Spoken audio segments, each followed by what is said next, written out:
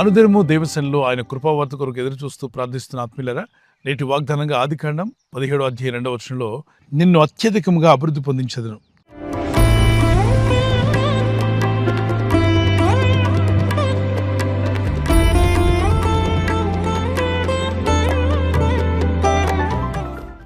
I will multiply you exceedingly.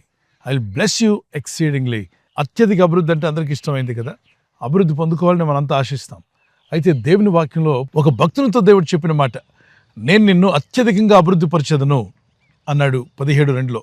17:1 99 ఏండ్ల వయసు కలిగినటువంటి అబ్రహాం యుద్ధకు ప్రభు ప్రత్యక్షమై, నీవు నా సన్నిధిలో నిందారహితుడిగా నడిచినట్లయితే, అంటే నీవు నా సన్నిధిలో నిందారహితుడిగా నడు, అప్పుడు నేను నిన్ను అత్యధికంగా అభివృద్ధి పరిచేదను. సో అభివృద్ధి అనే మాట అందరికి ఇష్టమైందే. అయితే దానికంటే ముందు మాట దేవుడు ఏమన్నాడో కూడా చూడాలి.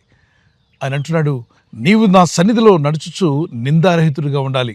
తన ప్రజలు అభివృద్ధి పొందాలనే ప్రభు కోరుతున్నాడు. ఆయన ఆజ్ఞలు, ఆయన కట్టడలు పాటించినప్పుడు తప్పక మీరు వర్ధిల్లెదరు అన్నాడు.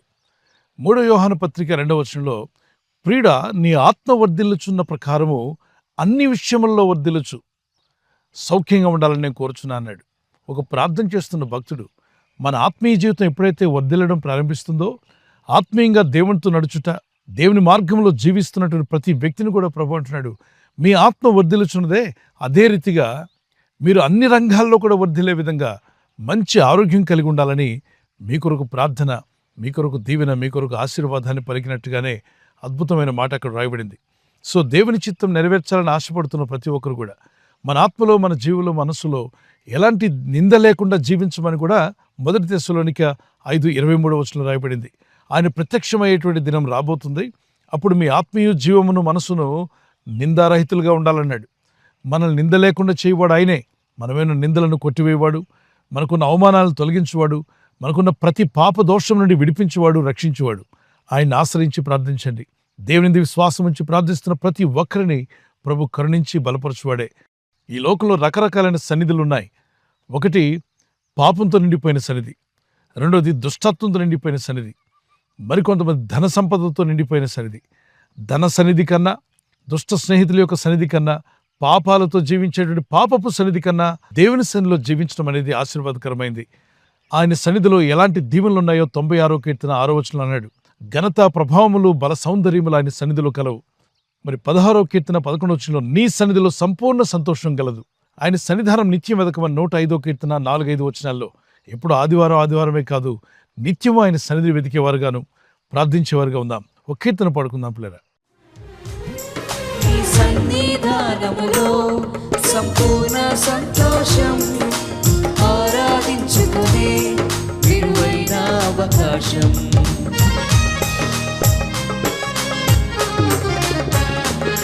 నీ సన్నిధానములో సంపూర్ణ సంతోషం, ఆరాధించుకునే విలువైన అవకాశం. కోల్పోయినవన్నీ నాకు ఇచ్చుటకును, బాధల నుండి బ్రతికించుటకును.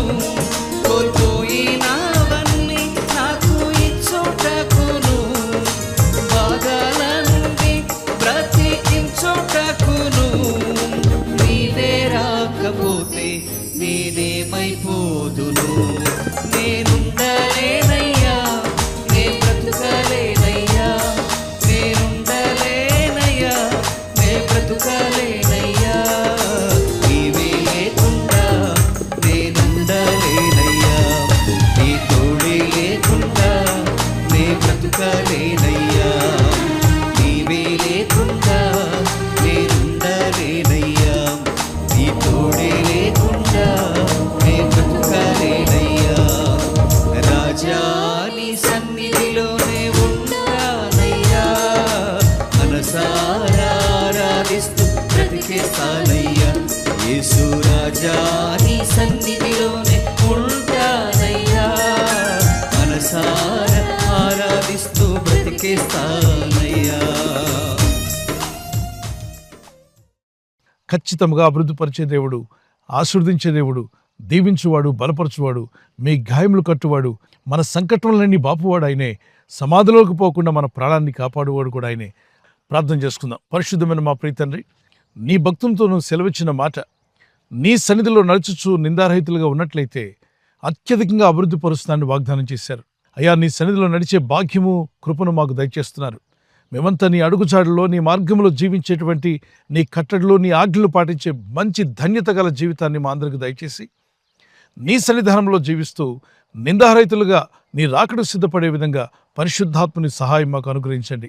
ఈరోజు ప్రార్థించి ప్రయత్నించబోతున్న శంకుస్థాపన అయిన, గృహప్రవేశమైన, ఒక బిజినెస్ ప్రారంభిస్తున్నా, ఉద్యోగ ప్రారంభానికి వెళ్తున్నా, ఒక మంచి కార్యక్రమాన్ని ప్రారంభిస్తుండగా, నేను వారి బిడ్డల వివాహం కొరకు ప్రయత్నాలు చేస్తుండగా వారు చేస్తున్న ప్రయత్నాలు ఫలించలాగున మీ దూతలుగా ఆజ్ఞాపించండి. తండ్రి, ఈ దినం ఎవరైతే ప్రయాణమై వెళ్ళబోతున్నారో, అది రైలు మార్గమైనా, ఆకాశ మార్గమైనా, బస్సుల్లో, వాహనాల్లో ఎక్కడ ప్రయాణం చేస్తున్నా, రోడ్డు మార్గంలో ఏ వాహనంలో వారు ప్రయాణం చేస్తున్నా, నీ ప్రజలకు కాపాడే దూతలను పంపండి.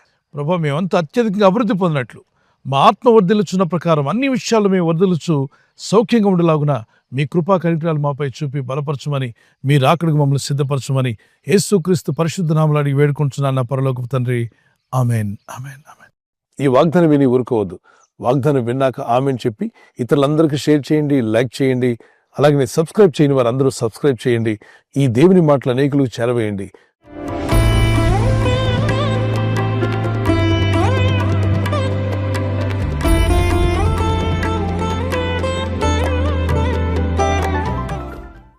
మరి బర్త్డే ఉన్న వారికి హ్యాపీ బర్త్డే టు యూ.